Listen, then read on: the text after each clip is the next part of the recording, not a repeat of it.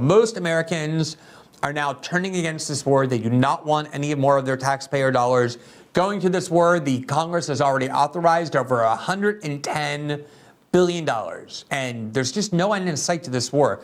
The only possibility, if the United States doesn't withdraw or forge a diplomatic solution finally, is just keep spending tens of billions and hundreds of billions of dollars more to destroy Ukraine, to kill Ukrainians, and eventually probably having to then paying for reconstruction of that country through all kinds of private hedge funds and investment funds like BlackRock and JP Morgan and others, which are very excited as well about this war. No matter, public opinion as usual makes no difference. They sufficiently propagandize the public to get the public on board at the start of the war in a bipartisan way. And the fact that Americans are now wanting to get off this ship does not mean that this ship is stopping to let them off. In fact, it is escalating in terms of how quickly it seems to be moving. From the Associated Press earlier today, the headline, quote, Biden will ask Congress for $13 billion to support Ukraine and $12 billion for a disaster fund, an AP source says. So that's $25 billion. You'll notice they paired the war spending with a disaster fund so that way anybody opposed to the spending package will instantly be accused of opposing the $12 billion in humanitarian spending. Here are the details. Quote, President Joe Biden on Thursday will ask Congress to provide more than $13 billion in emergency aid to Ukraine, another massive infusion of cash, that's the Associated Press's characterization, as the Russian invasion wears on and Ukraine pushes a counteroffensive against the Kremlin's deeply entrenched forces. A person familiar with the Associated Press said, the last such request from the White House, made in November, was met and then some. Congress approved more than what the Democratic president had requested. In fact, you'll recall that in May of 2022, President Biden originally requested an allocation of $33 billion for the war in Ukraine. Congress received it, arbitrarily threw another $7 billion on, just lopped it up to $40 billion, just rounded up by $7 billion to $40 billion.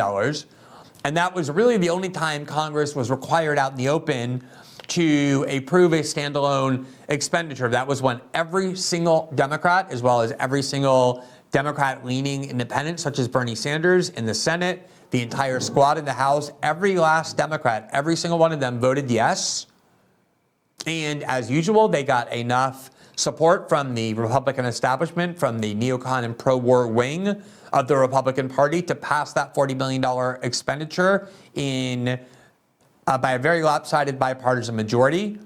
They had already approved very early in the war $14.9 billion, which they were drawing down rapidly. So before you even blinked, the United States has spent $60 billion on the war, which is almost equal to the total military budget for Russia for the entire year, which is $65 billion. So in a matter of 3 months, the U.S. blew through $60 billion. And the same thing happened in November when Biden had made a request, and then the Congress not only approved it, but lopped a bunch of money on top of it.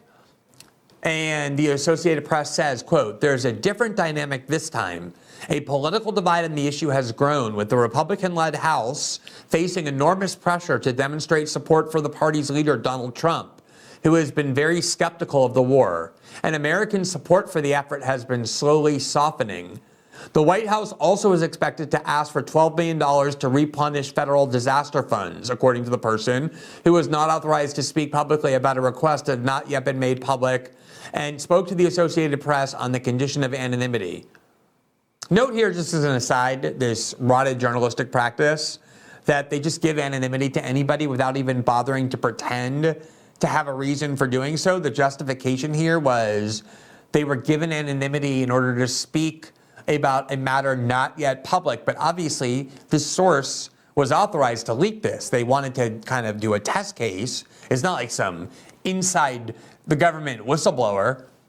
This is just a Biden official going and wanting to announce it through the Associated Press and not wanting to be named. And of course, they immediately grant that anonymity so that government officials can do everything in secret. Quote, Biden and his senior national security team have repeatedly said the United States will help Ukraine, quote, as long as it takes to oust Russia from its borders. Privately, administration officials have warned Ukrainian officials that there is a limit to the patience of a narrowly divided Congress and the American public for the cost of a war with no clear end. As you likely know, we've been reporting on this for a while. As the public support for the war has been eroding or softening, in the words of AP, the attempt has been made propagandistically to convince Americans that there's this great counteroffensive coming. And all you have to do is hold on a little longer. The counteroffensive is going to be this explosive momentum change in the war. The Ukrainians are going to break through these incredibly entrenched defensive lines the Russians have spent months entrenching and building. And that was going to finally be what enables the Ukrainians to expel Russians from their land. Remember, Russia occupies more than 20% of Ukrainian territory, including Crimea, which they have had possession of since 2014. I don't know how you perceive it, but for me, I have a very hard time envisioning Ukraine driving Russian soldiers entirely out of eastern Ukraine. All of those provinces in eastern and southern Ukraine that they are now very aggressively occupying, as well as Crimea. And the problem has become that both sides, Russia and NATO/the US, have asserted absolutist goals as their non-negotiable, uncompromising demands for ending this war. The Russians have made unequivocally clear that they will never accept being expelled from these territories in eastern Ukraine, which they claim has been used to oppress and mistreat Russian-speaking ethnic Russians, as well as to allow all sorts of Nazi battalions to fill up in that region and to threaten Russia as well with the presence of NATO on their soil. And meanwhile, the US has said we will never allow this war to end if it means the Russians gain even an inch of Ukrainian territory as a reward for this invasion. And so the war by design, in terms of the framework that has been imposed, the framework asserted by Western leaders, is almost designed never to end. And if it does end, it's going to be a very long time before it does. And Joe Biden is saying, as of the Democrats, that we're going to keep putting money into this war for as long as it takes. That is, by definition, an endless war.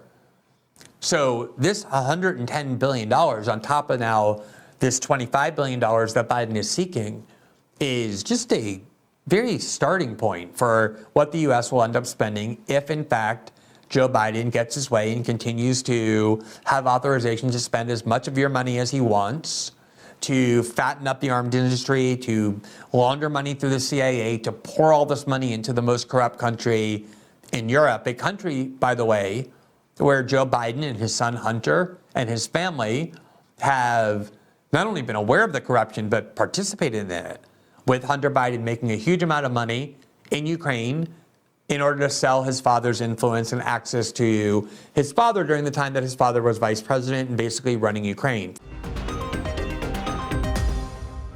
Thanks for watching this clip from System Update, our live show that airs every Monday through Friday at 7 p.m. Eastern, exclusively on Rumble. You can catch the full nightly shows live or view the backlog of episodes for free on our Rumble page. You can also find full episodes the morning after they air across all major podcasting platforms, including Spotify and Apple. All the information you need is linked below. We hope to see you there.